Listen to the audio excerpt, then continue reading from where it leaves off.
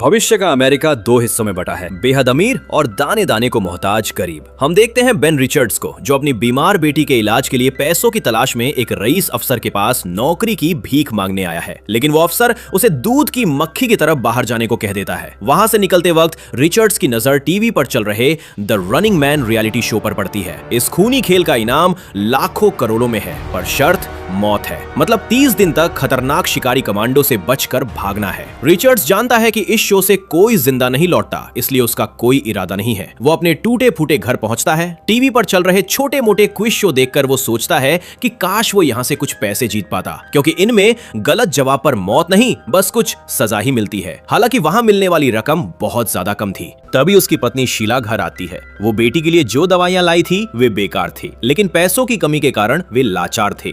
हमें पता चला कि शीला एक क्लब में काम करती है। वो बताती है कि उसकी एक सहेली अमीरों के घरों में डाका डालकर खूब पैसा कमा रही है। वो कहती है, अगर बेटी को बचाना है तो मुझे भी चोरी करनी होगी।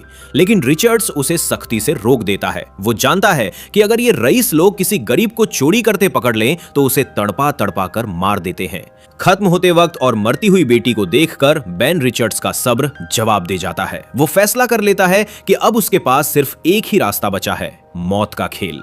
शीला उसे विदा करते वक्त एक ही बात कहती है, वादा करो कि तुम द रनिंग मैन शो में कभी नहीं जाओगे। बस किसी छोटे मोटे शो से दवाइयों के पैसे आ सकते हैं। इसके बाद बेन सीधा उस नेटवर्क हेडक्वार्टर पहुंचता है, जहां कई खेलों का ऑडिशन चल रहा था। वहां की सुरक्षा इतनी कड़ी थी कि परिंदा भी पर न मार सके। चारों तरफ हथियारों से लैस कमांडो तैनात थे।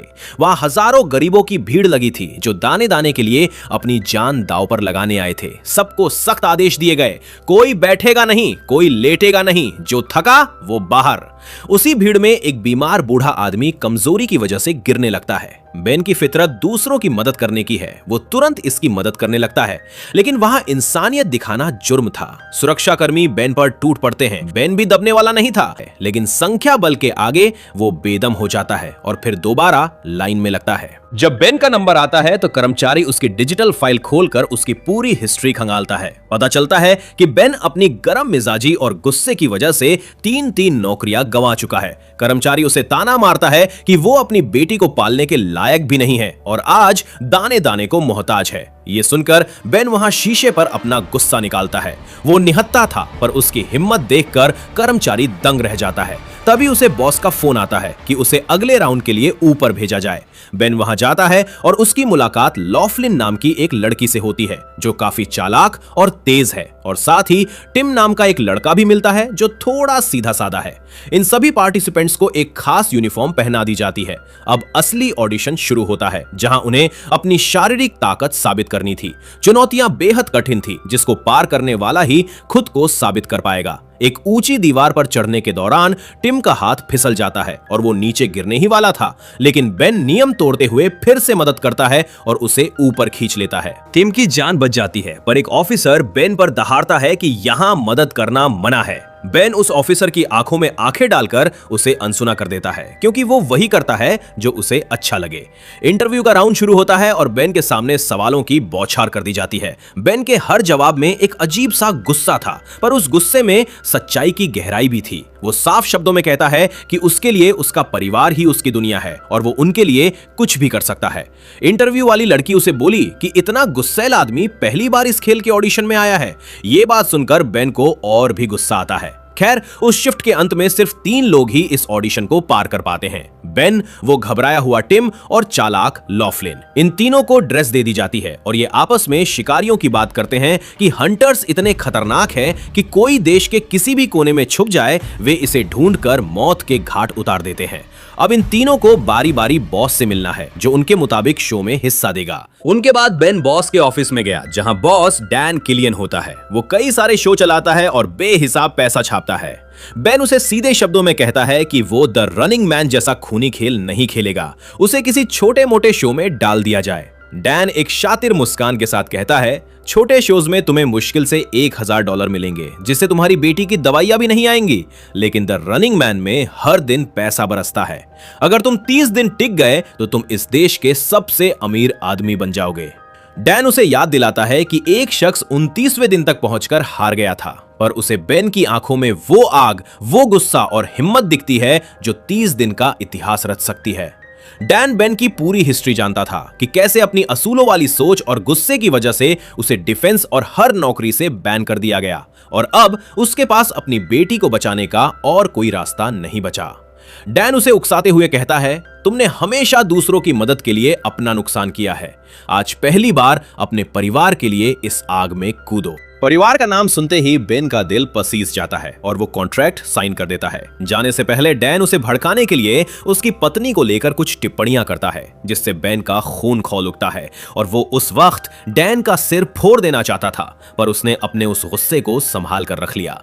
बेन रिचर्ड्स जैसे ही बाहर आता है, उसे भरोसा दिलाया जाता है कि उसके परिवार की सुरक्षा अब नेटवर्क की जिम्मेदारी है। बेन एक आखिरी बार अपनी पत्नी और बेटी से मिलना चाहता था, पर उसे साफ कह दिया गया कि यहां आने का रास्ता है, पर यहां से बाहर कदम सिर्फ खेल खत्म होने के बाद ही रखा जा सकता है। बेन अपनी पत्नी शीला को फोन करता है और उसे बताता है कि उसने the running man show join कर लिया है। यह सुनकर शीला का दिल बैठ जाता है, पर बेन उसे हिम्मत बंधाता है, मैं वापस आऊंगा शीला, वादा करता हूं। उस रात बेन की आंखों में नींद नहीं थी, क्योंकि कल से मौत उसके पीछे हाथ धोकर पड़ने वाली थी। खैर, आज रात को शो लॉन्च करने का समय हो चुका था। उसकी कलाई पर एक खास ब्रेसलेट लगाया गया, जिसमें टाइमर, रिमोट्स और रिमाइंडर मिलेंगे। डैन किलियन बेन के पास आकर कहता है, देखो बेन, हमारे लिए टीआरपी ही सब कुछ है। शो पर तुम्हें जो गाली देनी हो, जो गुस्सा निकालना हो, खुलकर निकालना। लोग पागलपन देखना पसंद करते हैं। पास ही खड़े शिकारी बेन को ऐसे घूर रहे थे जैसे कोई भूखा भेड़िया अपने शिकार को देखता है। इसकी मुलाकात शो का होस्ट बॉबी टी से भी होती है, जिसकी आवाज में बिजली और अंदाज में जहर है। वो सालों से इस खूनी खेल को जनता का पसंदीदा शो बनाए हुए है। स्क्रीन पर एक प्रोपेगेंडा वीडियो चलता है, जिसमें दिखाया जाता है कि ये देश महान है, लेकिन कुछ कामचोर और गुंडे समाज को लूट रहे हैं। और ऐसे ही 3 लोग इस शो में लाए जाते हैं, जिसको शिकारी तो पकड़ेंगे ही, लेकिन आम जनता भी इनाम के लिए इन्हें पकड़ सकती है। लाइटें जलती हैं, म्यूजिक बजता है और बॉबी चिल्लाकर शो की शुरुआत करता है। जब बेन रिचर्ड्स को सबके सामने लाया जाता है, तो बॉबी उसके बारे में सफेद झूठ बोलना शुरू करता है। वो कहता है कि बेन ने देश की खुफिया जानकारी लीक की और जिस थाली में खाया उसी में छेद किया। जनता बेन के खिलाफ नारे लगाने लगती है। बेन का खून खौल रहा था, क्योंकि वो जानता था कि उसने कभी देश से गद्दारी नहीं की।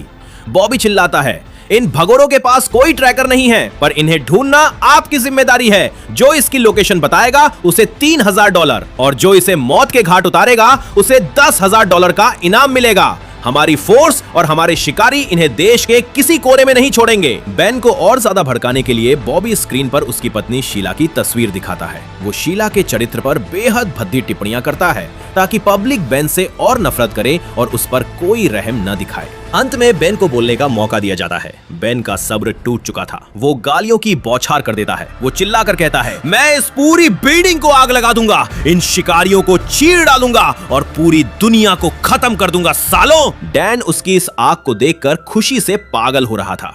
उसने बेन के पास आकर सलाह देने के अंदाज में कहा, यही तो चाहिए बेन, इसी गुस्से को बचा कर रखना। इस खेल में अगर तुम हमारी फोर्स के किसी गुंडे को मारते हो तो तुम्हें $10,000 मिलेंगे, लेकिन अगर तुमने किसी हंटर को ढेर किया तो सीधे $1,00,000 तुम्हारे खाते में होंगे। लेकिन गुस्से में बेन उसको ही मारने की धमकी दे देता है। डैन हंसते हुए पीछे हट गया। उसे अपनी टीआरपी बढ़ती हुई दिख रही थी। अब पता चला कि बेन के साथ टिम और लॉफलिन भी इस खूनी शो का हिस्सा है। बॉबी ने अपनी गरजती आवाज में जनता और उन तीनों के सामने खेल के खौफनाक नियम रखे। पहला, एडवांस रिवॉर्ड। तुम तीनों को खेल शुरू होने से पहले ही $1,00,000 एडवांस दिए जा रहे हैं। तुम्हारी लाशों पर भी ये पैसा तुम्हारे परिवार का होगा। और दूसरा, मौत का अलार्म, मतलब हर सुबह ठीक 8 बजे सायरन बजेगा। वो सायरन शिकार शुरू होने का है। हंटर्स दिन के 12 घंटे ही शिकार कर सकते हैं। और तीसरा है सबूत की शर्त, मतलब ये कोई लुका छिपी का खेल नहीं है। तुम्हें हर दिन अपनी 10 मिनट की वीडियो फुटेज हमें भेजनी होगी। अगर किसी का वीडियो नहीं आया तो उसे उसी वक्त एलिमिनेट कर दिया जाएगा। और चौथा है महा इनाम। जैसे जैसे दिन बीतेंगे पैसा बढ़ता जाएगा, और अगर तुम में से कोई 30वें दिन तक टिक गया तो उसे मिलेंगे पूरे $1,00,000। लेकिन याद रखना, वहां पहुंचने के रास्ते में हंटर्स खड़े हैं।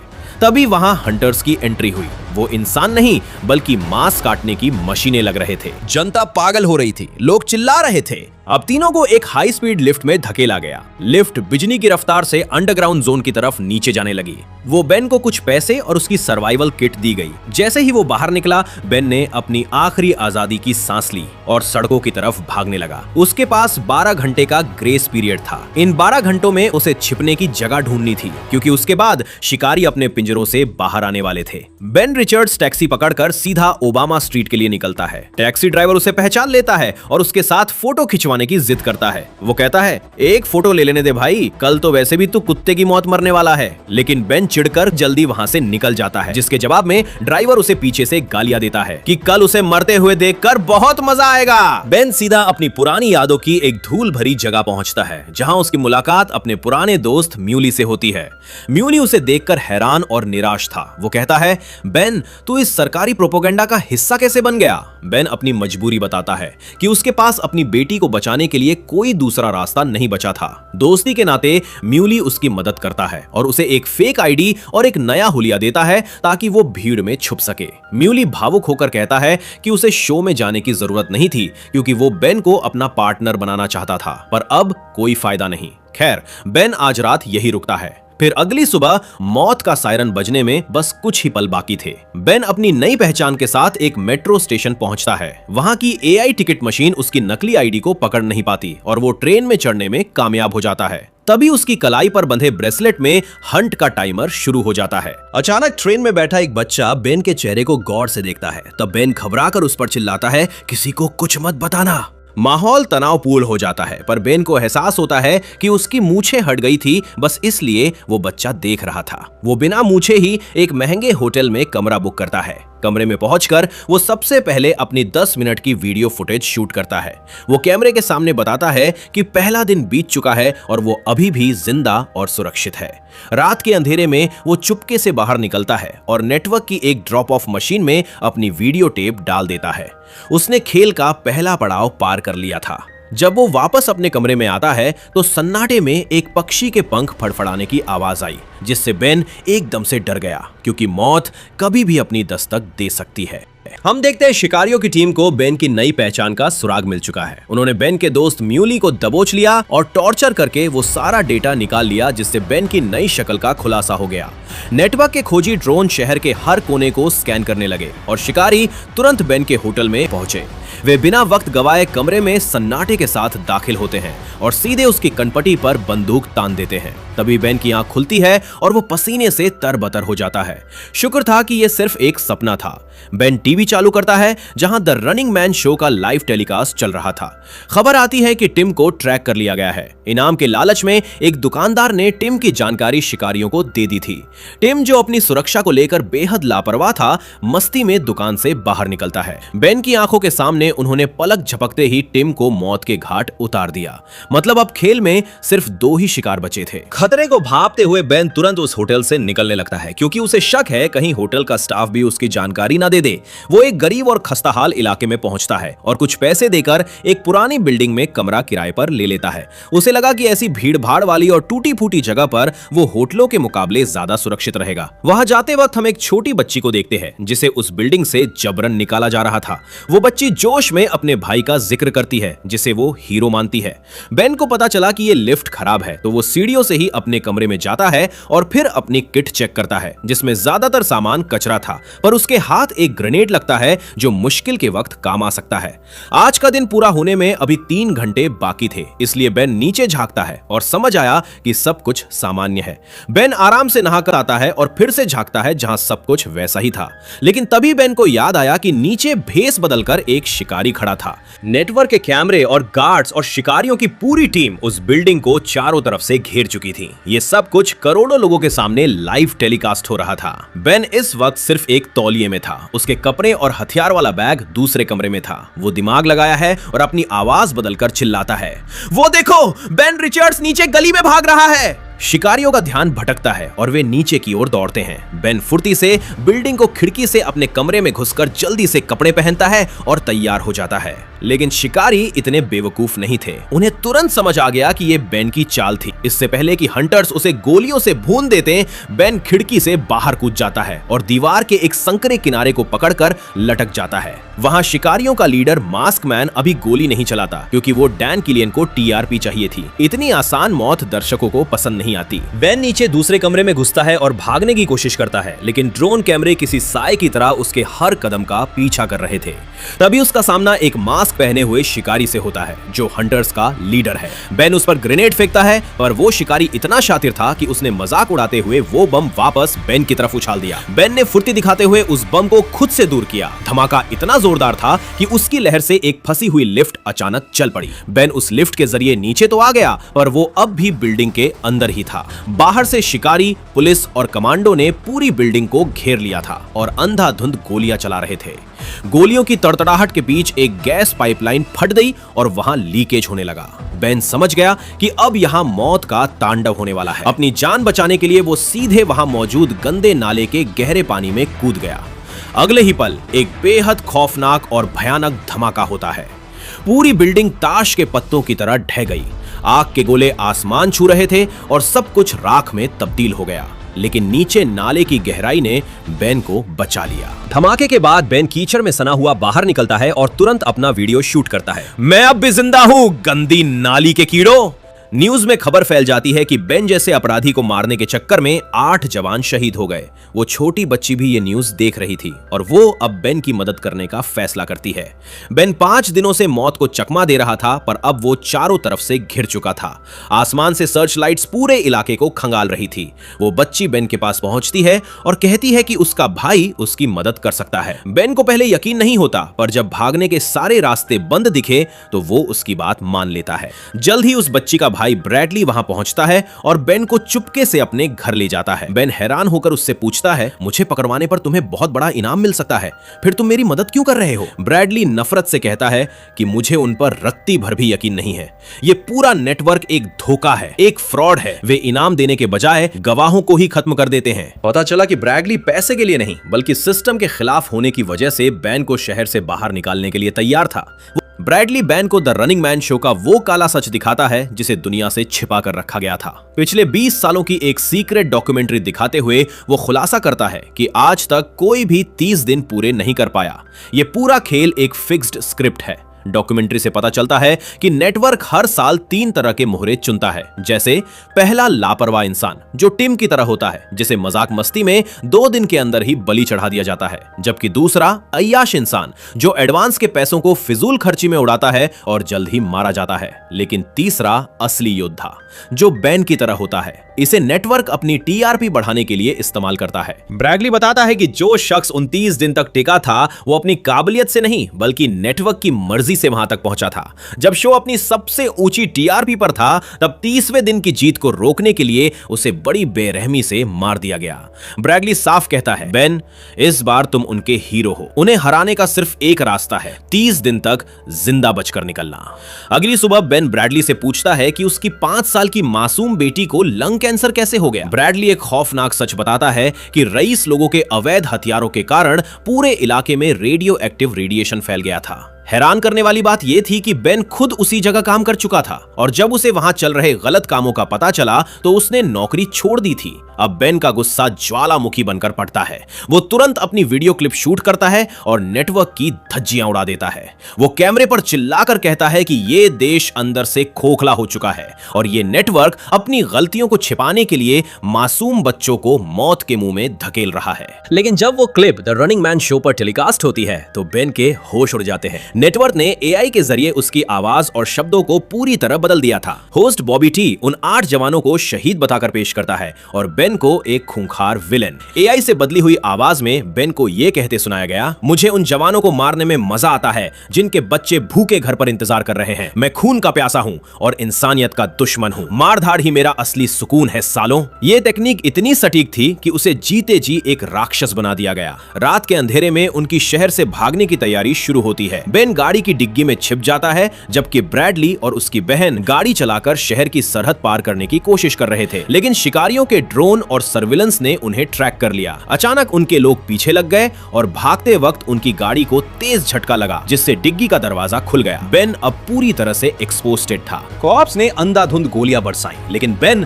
बाल बाल बच गया। ब्रैडली ने गाड़ी को सड़कों में ऐसे घुमाया कि वे जैसे तैसे उन्हें चकमा देकर निकलने में कामयाब रहे। उनके बीच विद्रोहियों को लेकर बात हुई। ब्रैडली ने उसे फ्रैंक नाम के एक शख्स से मिलने की सलाह दी, जो अंडरग्राउंड विद्रोहियों का हिस्सा था। उसने बेन को चेतावनी दी, फ्रैंक से मिलना और भूल कर भी हॉट डॉग की बात मत छेड़ना, वो तुम्हारी मदद जरूर करेगा। इसके बाद बेन तुरंत वहां से ट्रेन पकड़कर निकल गया। ट्रेन में सफर के दौरान बेन ने आज की वीडियो फुटेज शूट की। इस बार वह गंभीर नहीं था, बल्कि एकदम कैजुअल अंदाज में मजे लेते हुए बोला, यार मैं तो बोर हो गया हूं, रोज वही शिकारी, वही गोलियां, अब तो बस मौत चल रही है, पकड़ सको तो पकड़ लो। रात को वो एक सस्ते होटल में रुकता है और टीवी पर खुद को और लॉफलिन को देखता है। लॉफलिन वही अय्याश रनर थी जो एडवांस में मिले पैसों से क्लबों में पार्टियां कर रही थी और मजे उड़ा रही थी। होटल में बैठे लोग आपस में शर्त लगा रहे थे कि बेन और लॉफलिन में से कौन पहले मरेगा। बेन, जो भेष बदलकर वहीं मौजूद था, उनकी बातें सुनकर बस मन ही मन मुस्कुरा रहा था। आज दी रनिंग मैन के उसने 10 दिन पार कर लिए थे और वो आज क्लिप मशीन में डालने गया। तभी वहां एक आदमी उसे गौर से देखने लगा। पहले तो उसने सामान्य बातें की, पर बेन की पारखी नजरों ने भांप लिया कि उस आदमी ने उसे पहचान लिया है।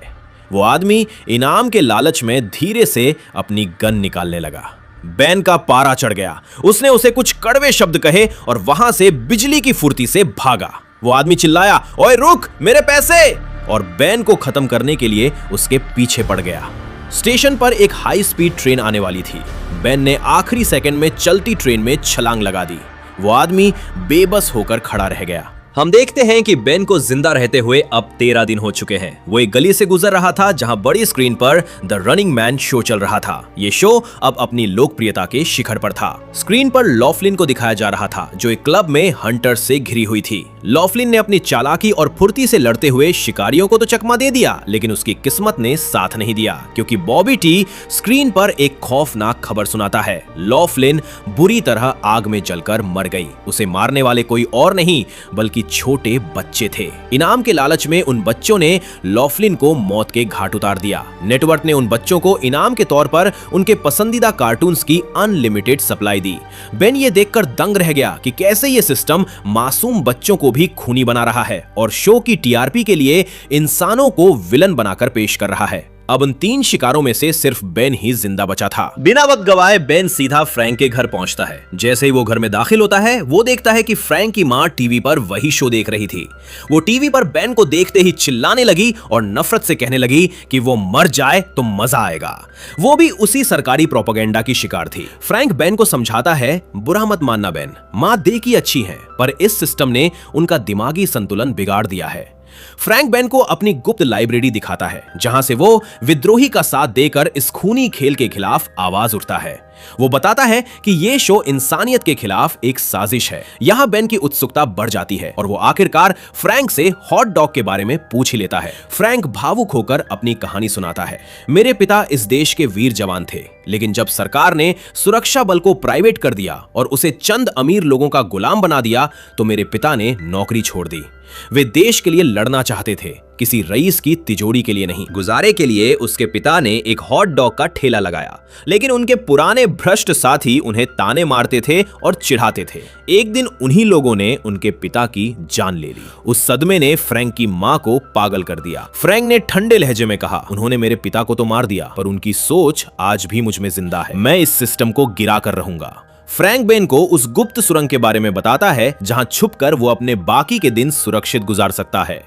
फ्रैंक उसे अपनी सीक्रेट फाइल्स भी दिखाता है, जिनमें नेटवर्क के पिछले 20 सालों के झूठ, फर्जी एआई का इस्तेमाल और मासूमों की बलि देने का पूरा काला चिट्ठा था। फ्रैंक बेन को समझाता है, अगर तुम 30 दिन टिक गए तो तुम सिर्फ एक खिलाड़ी नहीं, एक मिसाल बन जाओगे। तुम्हें जिंदा देखकर दबे हुए लोगों में इस सिस्टम के खिलाफ उठ खड़े होने की हिम्मत आएगी। बेन झल्लाकर कहता है, मैं कोई मसीहा नहीं हूं फ्रैंक, मुझे बस पैसा चाहिए ताकि मेरा परिवार चैन से जी सके। लेकिन फ्रैंक उसे आईना दिखाता है कि चाहे वो माने या ना माने, वो अब इस खूनी खेल का सबसे बड़ा दुश्मन बन चुका है, इसलिए बेहतर है कि वो इसे अंजाम तक पहुंचाए। वो उसे आज रात रहने के लिए सीक्रेट कमरा दिखाता है और आगाह करता है कि वो बस उसकी मां के सामने ना आए। लेकिन अगले दिन बेन जैसे ही अपने कमरे से बाहर निकला, फ्रैंक की मां की नजर उस पर पड़ गई। वो नफरत में पागल होकर नेटवर्क को फोन करने ही वाली थी कि फ्रैंक ने उन्हें रोक लिया। बेन भी उन्हें समझाने की कोशिश करता है कि अगर उसने फोन किया तो ये रईस लोग उनके घर को भी राख कर देंगे, लेकिन बेन चौंक गया ये देखकर कि फ्रैंक खुद खतरे का बटन दबा देता है। दरअसल फ्रैंक पागल नहीं था, उसे खबर मिल चुकी थी कि शिकारियों ने इस इलाके को पहले ही चारों तरफ से घेर लिया है और वे किसी भी वक्त छापा मारने वाले हैं। तभी पलक झपकते ही आसमान ड्रोन से भर गया और कमांडो ने घर पर गोलियों की बौछार कर दी। लेकिन फ्रैंक ने अपने घर के चप्पे चप्पे पर विस्फोटक और ट्रैप लगा रखे थे। जैसे ही शिकारी अंदर घुसे, जबरदस्त धमाके हुए और शिकारियों की फौज मलबे में दब गई। अफरा तफरी के बीच फ्रैंक बेन को लेकर नीचे अपनी लाइब्रेरी में भागता है। वहां पुराने हॉट डॉग के ठेले के नीचे एक गुप्त रास्ता था, जिससे वे जमीन के नीचे सीक्रेट सुरंग में पहुंच गए। वे दोनों उस गुप्त सुरंग से बाहर निकल ही रहे थे कि तभी एक खूंखार शिकारी ने फ्रैंक को घायल कर दिया। बेन और हंटर के बीच एक भीषण और रोंगटे खड़े कर देने वाली लड़ाई हुई। शिकारी उस पर भारी पड़ रहा था। तभी घायल फ्रैंक ने अपनी बची कुची ताकत लगाकर उस शिकारी को लाचार कर दिया। उसी वक्त उसके फोन पर डैन किलियन का कॉल आता है। डैन बड़े ही शातिर अंदाज में बेन की तारीफ करता है। बेन गुस्से में दहाड़ता है, साले जब तू सब कुछ फेक कर सकता है तो ये असली खून खराबा क्यों?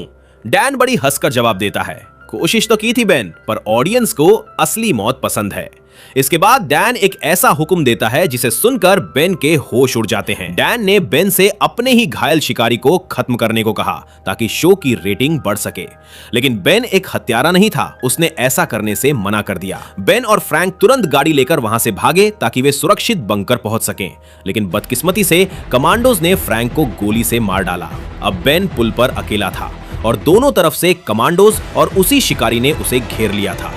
बेन ने हिम्मत नहीं हारी, उसने गाड़ी में मौजूद विस्फोटकों का इस्तेमाल कर पुल पर तबाही मचा दी और उस शिकारी को खत्म किया, जबकि खुद नदी में कूदकर अपनी जान बचा ली। इधर स्टूडियो में बॉबी टी अपनी जहरीली जुबान से जनता को भड़का रहा था। ये अमेरिका है दोस्तों, हम डरते तो किसी के बाप से नहीं, खून की प्यास हमें विरासत में मिली है और अब वक्त है इस देश के सबसे बड़े गद्दार का शिकार करने का।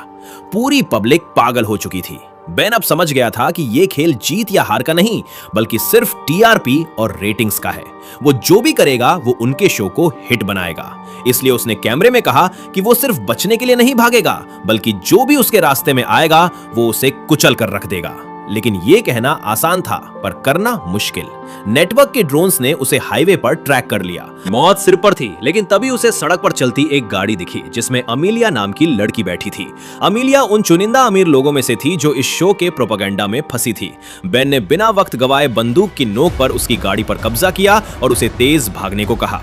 हंटर्स पीछे लगे थे, पर अमीलिया ने मजबूरी में ही सही, लेकिन अपनी ड्राइविंग स्किल से बेन को उस मौत के जाल से बाहर निकाल लिया और उन्हें पीछे छोड़ दिया। अमीलिया गुस्से में पागल होकर बेन पर चिल्लाती है, तुम एक दरिंदे हो, तुमने उन मासूम जवानों की जान ली जो हमारी सुरक्षा के लिए तैनात थे। तुम जैसे लोगों की वजह से ये देश असुरक्षित है। बेन एक कड़वी मुस्कान के साथ उसकी तरफ देखता है और कहता है, तुम्हें लगता है कि तुम सच देख रही हो? नहीं अमीलिया, तुम सिर्फ वही देख रही हो जो ये प्रोपोगेंडा तुम्हें दिखाना चाहता है। मैं यहाँ अपने परिवार को बचाने आया था, पर इन्होंने मुझे राक्षस बना दिया। ये खून, ये गोलियां, ये मौत सब असली है, लेकिन वो वीडियो, वो स्पीच जो तुम टीवी पर सुनती हो, वो सब एआई का खेल है। वो तुम्हारी नफरत को पालते हैं ताकि तुम जैसे अमीर नागरिक खुद को हमसे बेहतर समझ सके और इस खूनी खेल पर तालियां बजा सके। अमीलिया की आंखों में आंसू आ जाते हैं। वो रोते हुए कहती है, मैं कोई बुरी इंसान नहीं हूं, मैं अच्छी हूं। बेन जोर से हंस पड़ता है और उसके गले में चमकते हुए कीमती स्कार्फ की तरफ इशारा करता है। तुम अच्छी हो क्योंकि तुम्हारे पास चुनने का हक है। तुम्हें जो पसंद आया तुमने खरीद लिया, लेकिन उस बाप का क्या अमीलिया, जिसकी बच्ची कैंसर से तड़प रही हो और उसके पास एक ढेला ना हो। तभी उनके पीछे कुछ गार्ड्स की गाड़ियां आ जाती हैं। वे सच्चे सिपाही थे जो बेन जैसे गद्दार को पकड़ने और अमीलिया जैसी नागरिक को बचाने आए थे। लेकिन जैसे ही वे करीब पहुंचे, नेटवर्क ने ऊपर से ड्रोन स्ट्राइक कर दी और अपने ही बेगुनाह सिपाहियों को भून डाला। अमीलिया ये देखकर सुन्न रह गई। उसकी आवाज कांपने लगी।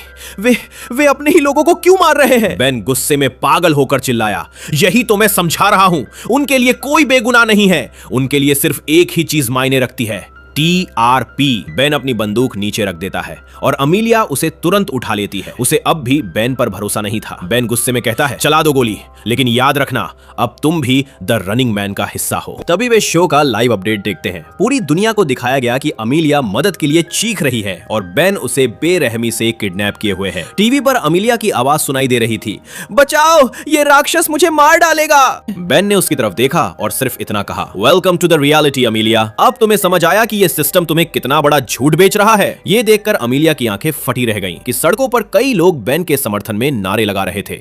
उसे यकीन नहीं हो रहा था कि एक देशद्रोही के इतने चाहने वाले कैसे हो सकते हैं। बेन ने कड़वाहट भरी आवाज में कहा, ये वो लोग हैं अमीलिया जो सिस्टम की असलियत जानते हैं। इनके अंदर नफरत तो बहुत है पर कभी खिलाफ खड़े होने की हिम्मत नहीं जुटा पाए।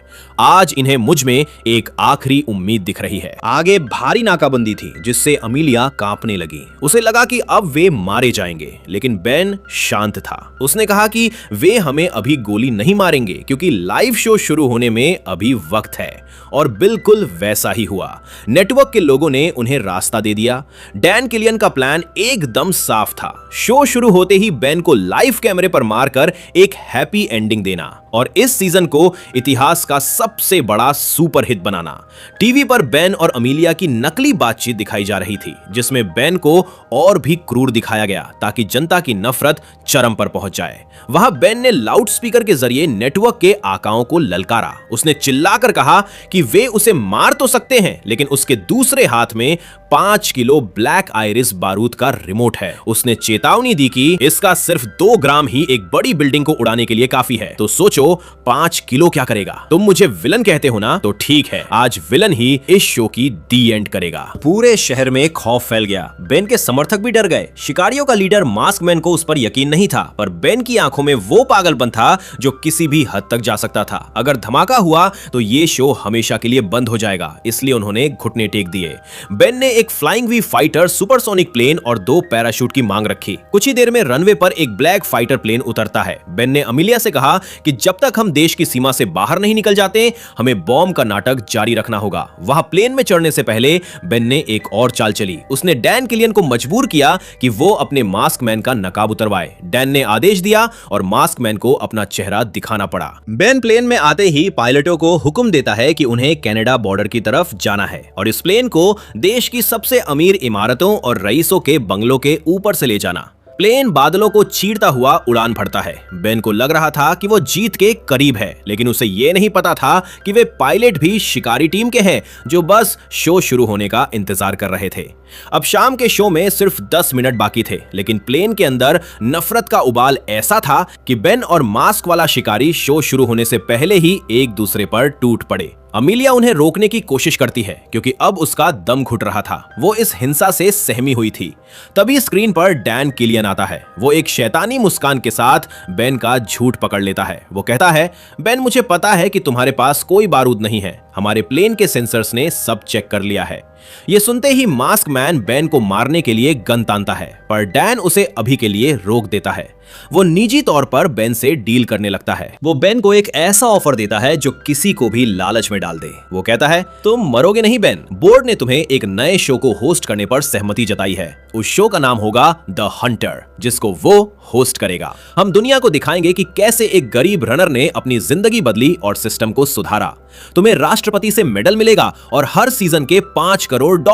बस शर्त यह है कि जैसे ही ये शो लाइव हो, तुम इस प्लेन के सारे शिकारियों को मार गिराओ। हम तुम्हें जनता की नजर में हीरो बना देंगे जिसने उनसे बदला लिया। बेन हंसते हुए पूछता है, पर मैं जनता को किस बात का बदला दिखाऊंगा? मेरा मोटिव क्या होगा? डैन किलियन के चेहरे पर एक नकली दुख आता है और वो बम फोड़ता है।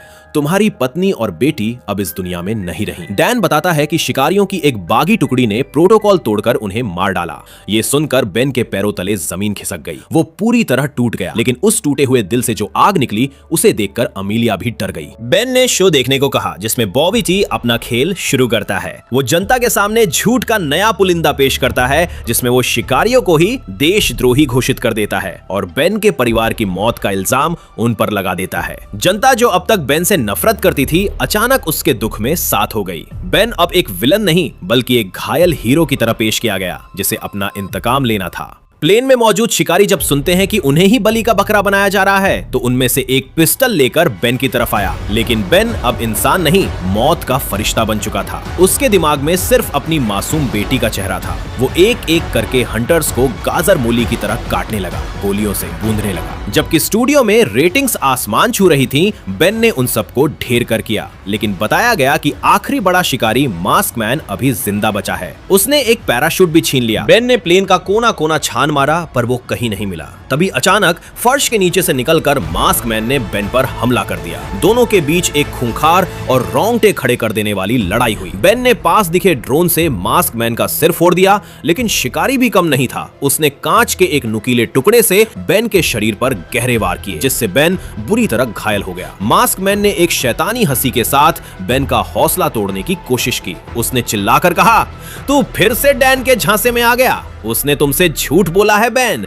कि उसका परिवार खत्म हो गया ताकि तुम गुस्से में ये कत्लेआम करो और उसे रिकॉर्ड तोड़ टीआरपी मिले। बेन सन्न रह गया। क्या उसका परिवार वाकई जिंदा है या ये भी कोई नई चाल है? अब मास्क मैन अपनी जीत के जोश में उसे मारकर शो की हैप्पी एंडिंग करने ही वाला था कि बेन ने उसका पैराशूट खींच दिया, जिसके खुलते ही मास्क मैन प्लेन के दरवाजे में फंस गया। बेन ने बिना रहम किए उसके सीने में चाकू घोंपा और उसे खत्म कर दिया। वक्त खत्म हो रहा था। बेन ने जल्दी से अमीलिया को संभाला और उसे पैराशूट के साथ प्लेन से नीचे धकेल दिया ताकि उसकी जान बच सके। हवा में उड़ते कैमरे अमीलिया को शूट कर रहे थे। सब कुछ लाइव था। अब बेन प्लेन में अकेला था और मौत सामने खड़ी थी, पर बेन के चेहरे पर अब शांति थी।